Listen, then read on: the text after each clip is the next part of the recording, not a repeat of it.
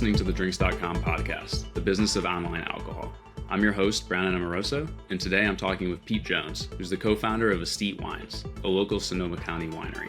He's also the former head of wine and spirits at Shopify, and now is at Stripe. Thanks for coming on the show. Yeah, good to see you, Brandon. So before we dive into everything, can you give everybody just a quick background on yourself and also how you ended up in the world of wine and, co-owning your own winery? Yeah. So my brothers and I were raised in Sonoma County from Santa Rosa originally. Went through all the way public schools, all the way through high school, junior college there, and then ended up back in Sonoma County after a little bit of a foray into Florida and Texas for baseball in college. And then, I was back in Sonoma County for a little bit. My brother and I had started working our own jobs, and eventually when I came back to Sonoma County, like 28, 29, I actually opened a bar as a partner in downtown Santa Rosa. That was my first foray into the world of wine and spirits, working directly with distributors. So got exposure there. And then my brother acquired a vineyard about 10 years ago in Bena Valley, AVA. And we had the novel idea of, well, what if we didn't sell all of the grapes to other producers and partnered with a winemaker to make our own label. So that's how we landed in the world of wine. And Jesse Katz is our winemaker. He makes all of our wine for Aesthete Wines. It's been going on about 10 years now. And then when I joined Shopify almost 5 years ago, given some of that experience and a bunch of outlier response to COVID, to Shopify that is, in light of COVID, from the beverage alcohol world, I got tapped to lead that project and got to interact with some of the largest beverage alcohol brands in the world and portfolios in the world at Shopify, and recently just departed for another technology company called Stripe. Having been in it for 10 years now, what are the things that have surprised you the most about the alcohol industry that you weren't expecting? I say both positively and negatively. Yeah, that's a fair question. I'd say the thing that is one of the most challenging things, which is across the board, tends to be stakeholder management and just decision fatigue that happens, especially when you are realizing like the macroeconomic headwinds that every business is right now. It's very challenging. And so change management becomes one of the more challenging pieces of any evaluation, whether that's for a platform like Shopify or for, a payments infrastructure like Stripe. Unless you're at a very fast moving environment that tends to be tech forward, that will be the most challenging thing. And I found that definitely to be the case in the wine industry as well. And on both sides, both as a proprietor, being involved with Aesthete, but also leading the GTM at Shopify and interacting with even some of the largest brands in the world. There's a lot of headwinds and a lot of complexity to manage. Given those headwinds, where do you see the opportunities? What are you still excited about or most excited about, this year going into next year? Oh God. Specifically to wine and spirits, alcohol, I think there is a lot of opportunities still for brands to transform their business digitally. Digital transformation is sort of a catch-all that gets tossed around. I've been fortunate enough in my career to get to be involved and have a front row seat to some digital transformations at some very large companies, all the way down to, SMBs.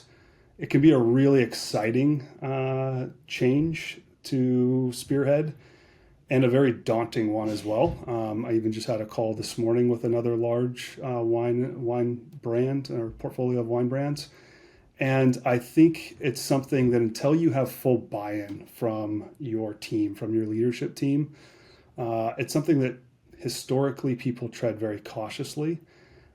However, at the same time, these headwinds are now creating some tailwinds for forcing change to happen, because I think with a lot of the turnover within the industry, brands are very understandably feeling the need to transform or evolve or potentially die, for lack of a better word.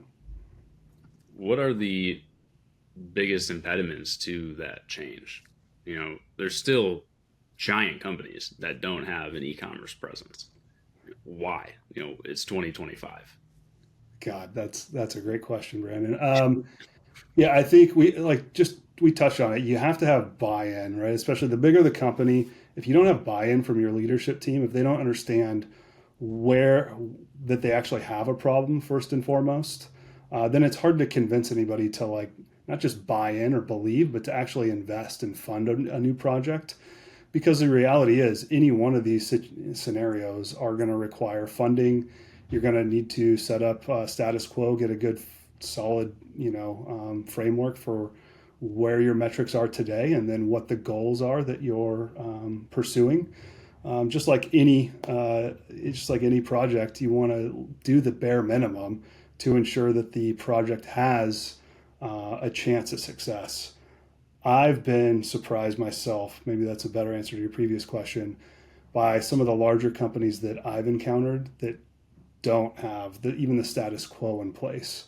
So to get buy-in, to transform, to adopt new technology when you actually don't even understand what your metrics are, how you compare to industry benchmarks, but then let alone how much better you could be doing, then you don't have a strong foundation to make any change, let alone to understand that the change needs to be made. Though I do think those headwinds are leading to people getting forced into having to make that change. Yeah, 100% agree. And I've been in enterprise sales long enough to where I'm now on the other side of some of these brands and stakeholders that I've interacted with, was evaluating with 10 years ago, 5 years ago, depending on the industry. And they were considering it, they were kicking the tires. And then, unfortunately, what ends up happening is a lot of turnover, personnel turnover. People get, washed out. And then, to your point, the economy forces that change to happen. And sometimes it's to no fault of their own. They just may not have had the right partners in place, the right solutions being evaluated, and then lacking that buy-in from leadership is really difficult to get anything done without that. But now, to your point, I'm seeing some of those conversations come back around even 5 years later to it's not something you want to say, but it's and I told you so. We needed to move, and maybe we could have saved a lot of heartache and heartburn had we made this change sooner. But if all those other conditions weren't met, then the odds were stacked against the team anyways. Yeah, you can only do so much sort of forcing. A lot of it, I think, is a function of time, and sometimes people just need to figure it out on their own in order to lead themselves to the conclusion that was so obvious to you from day one. Yeah, and at the same time, I think you bring this up. You can look to your peers, go look, and even look look at an adjacent category or vertical.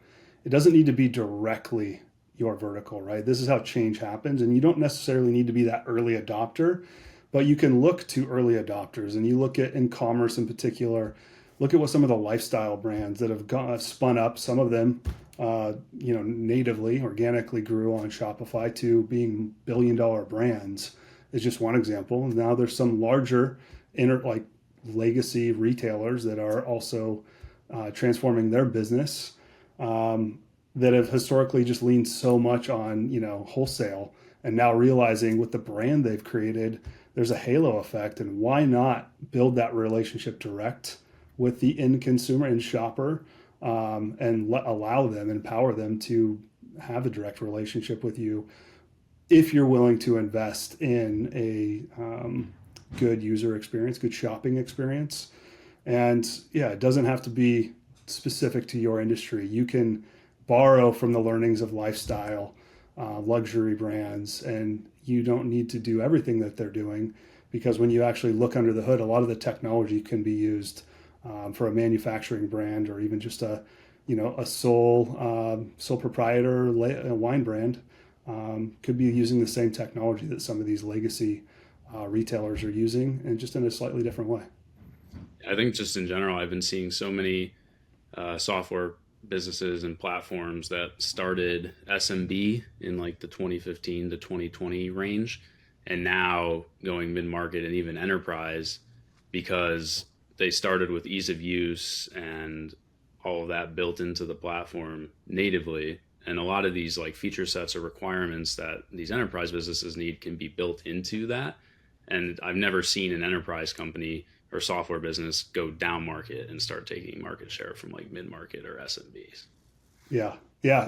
And I think all that is going to just compound right now with technology moving as fast as it is. I just don't even believe our human brains understand like what's happening computationally with AI. And this is where I think, one of my passions is in, empowering and trying to help advocate within the locally owned wine industry specifically.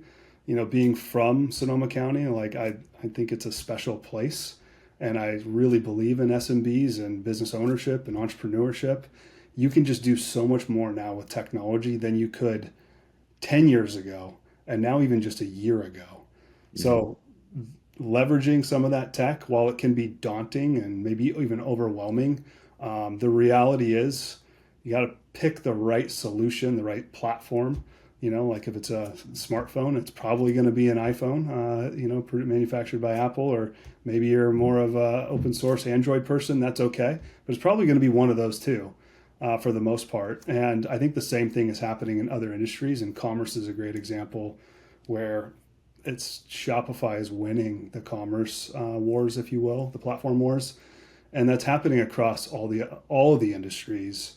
And you don't need to, it's not a zero-sum game. And at the same time, if you want to equip your business with the best opportunity of success and your personnel that you've hired to help you drive your business forward, you probably want to empower them with the best tools. Mm-hmm. Because if you don't, your competitors probably are, and they're just going to outsprint you. And that's just a race you don't want to lose.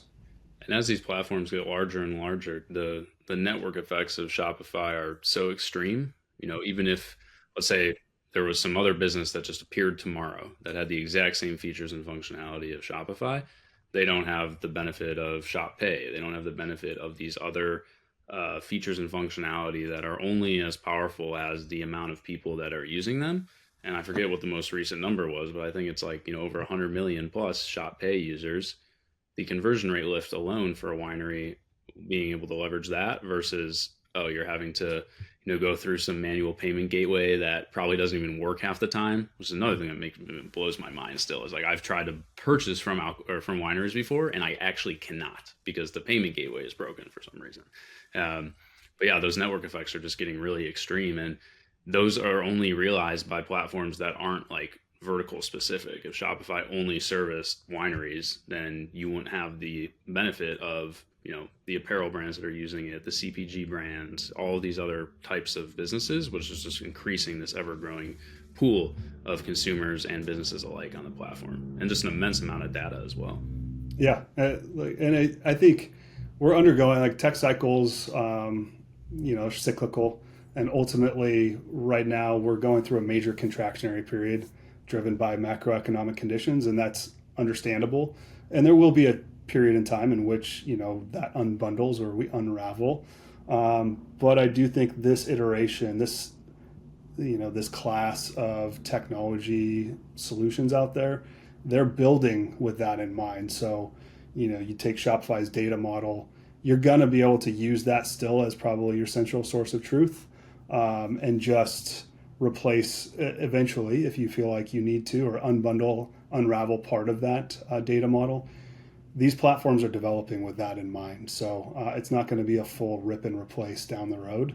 You may just end up using some of those key primitives like customers, orders, and products, for instance. Mm-hmm. You mentioned the direct relationship with the customer. For other, small business winery owners who are listening to this, what does that look like in practice? How does that actually materialize itself? What is a direct relationship with a customer from a D2C standpoint? Yeah, I think to talk that through, very simply, you just want to be able to advertise and ultimately capture a relationship with that customer directly, rather than relying on a third party channel like Amazon. and where every single one of those is just going to eat into your margin. And I think to back that up in the context of the wine industry, a lot of these brands have realized you can't count on foot traffic anymore. You can't count solely on referral or word of mouth. So how do you actually appeal? How do you build brand awareness? How do you get in front of a customer when they actually may live across the coast, but they may be planning a wedding or a bachelorette party or a graduation party? There's no reason why they should not learn about your brand, your property, your venue. And with the right platform and the right integrations, you can do that. Just historically, that's evaded the wine and spirits industry for the most part. And a lot of it's been done very old school, very word of mouth, very manual. And I have all the respect in the world for that. And at the same time, as the industry is digitally transforming, your competitors are starting to learn how to do that, and it gives them enormous advantage as they're building that direct relationship.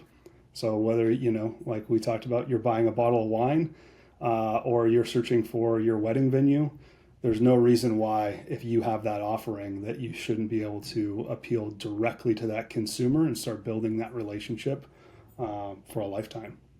Yeah, and a lot of these wineries have the unique advantage of having a tasting room, of having the ability to have an experience in person.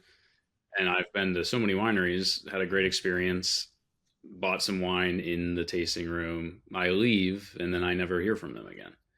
That is such an obvious, missed opportunity to be able to nurture and create a relationship with somebody who, people who aren't in the industry. I would imagine, you probably only visit Napa, once in your life, maybe, a few times. So that moment is lost forever if you don't have the means or capabilities to continue to nurture that relationship over time.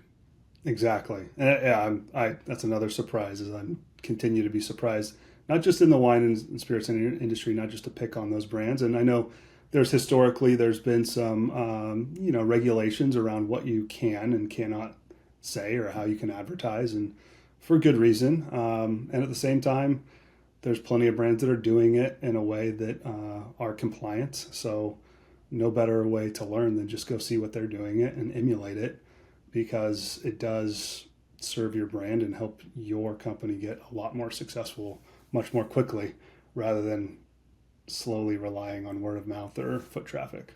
Yeah.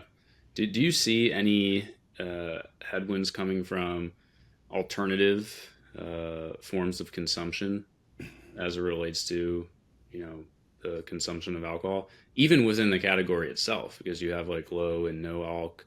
Yeah. You can have like different formatted beverages as well.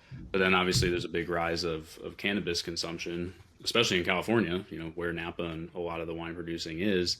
And even getting into like the younger generations, especially Gen Z and whatever the generation that's coming behind them that I can't remember the name of. But, it's showing that they're consuming a lot of different products, and you're not just competing, for against other wineries. You're competing against a variety of different consumptions. And how do you see that playing out? Yeah, it's a good question. It's very topical right now. I think it's far too easy to look for a silver bullet here, and I don't think. I think it's really imposes like the importance of understanding your different customer segments and your strategy as a brand. I think too often it gets lumped in. You read these sensational headlines around the industry shrinking, and all full disclosure, my wife and I have two young boys, and we're drinking way less than we were. I just can't. It disrupts my sleep, so I'm drinking less as a result. I still love a good glass of wine. I just find them to be a little more infrequent these days. That being said, I think, I'm not, for the most part, understanding your different customer and your brand, what you're trying to appeal to. There's been a downturn in the mass produced, like sort of like the retail segment, if you will, because I think there's so much choice out there. There's so many options for consumers. At the same time, I find myself personally very loyal to a handful of brands that I like to, the few times I do get to and savor a glass of wine, that I want to open that bottle of wine from that brand. So I do think it's really important to just understand what your strategy is I think there are a lot of different sensationalized headlines out there.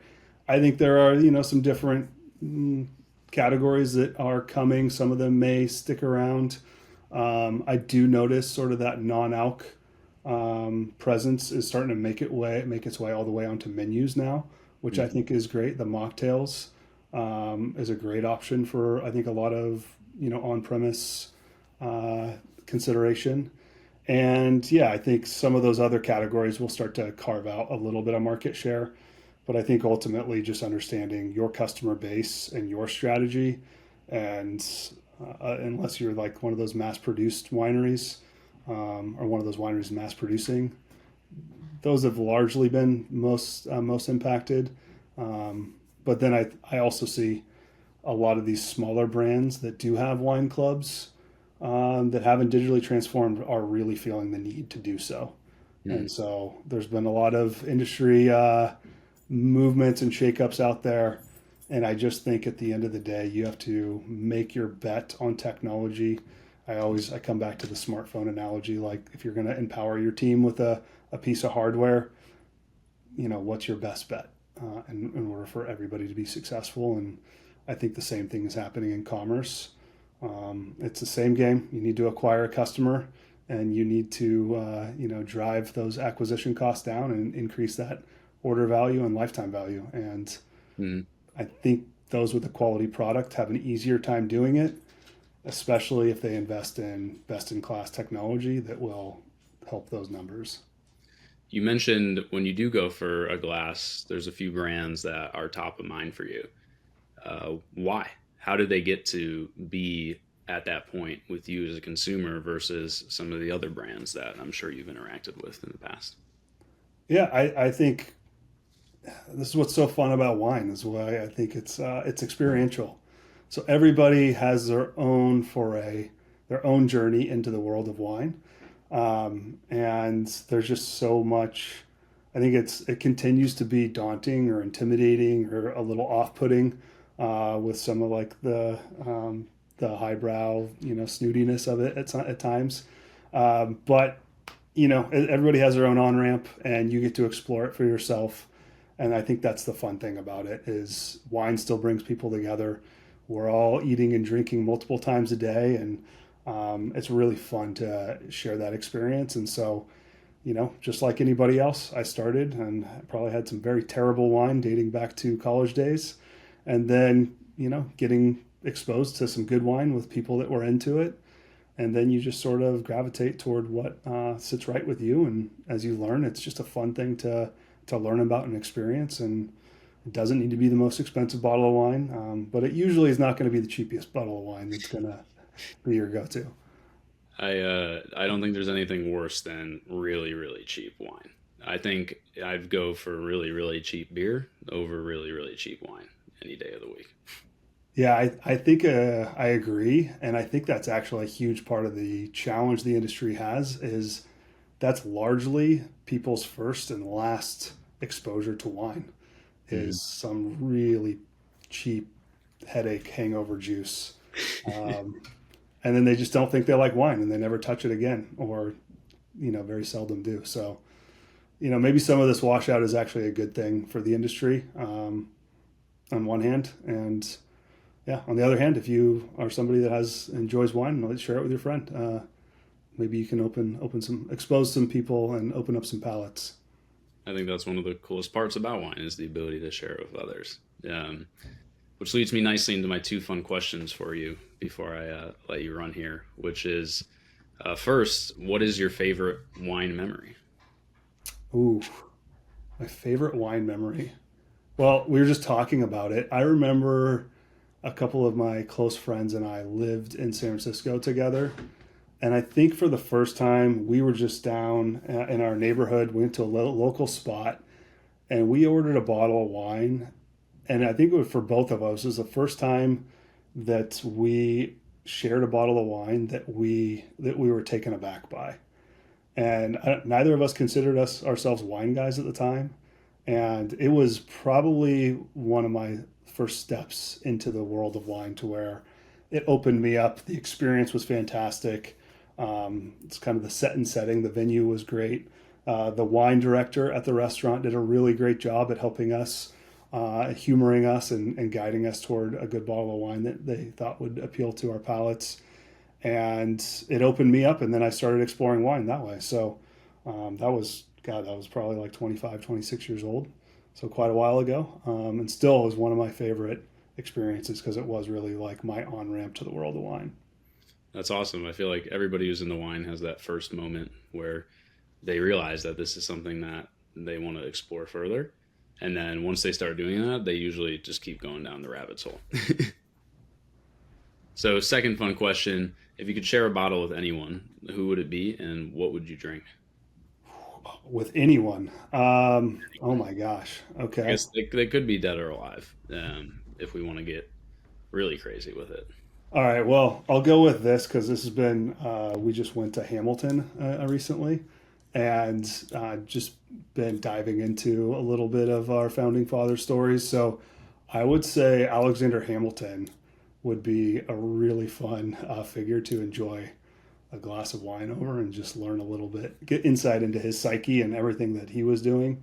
So yeah, that's the first time I've shared that answer. Alexander Hamilton. And what would you drink with him? Ooh, well, probably. Well, you know what? I'll keep it local. Let's keep this California based. So I would go. I'll share. I found a Pinot producer. They've been making wine for like 4 decades now. Spent a lot of time over in Burgundy, and now make very small production. I'm talking 50, 100, maybe 200 cases at a time per lot, and it would be one of their Pinots. It's called Pont Neuf, Newbridge, Douglas and Mary Donelick, and they are making just incredible expressions of Pinot Noir out of Sonoma County, naturally, and they've been, they've been my go-to and one of the wines I continue to add to my cellar every year because it's just that good. I'm gonna have to steal that one from you. Yeah. Well, I appreciate you coming on and sharing all of your insights. Before we hop, though, can you let people know where they could find Aesthete online? Yeah, aestetewines.com. And we actually just opened a tasting room out off Dry Creek Valley. That's the former Truett Hearst property. So great place to go enjoy some good weather.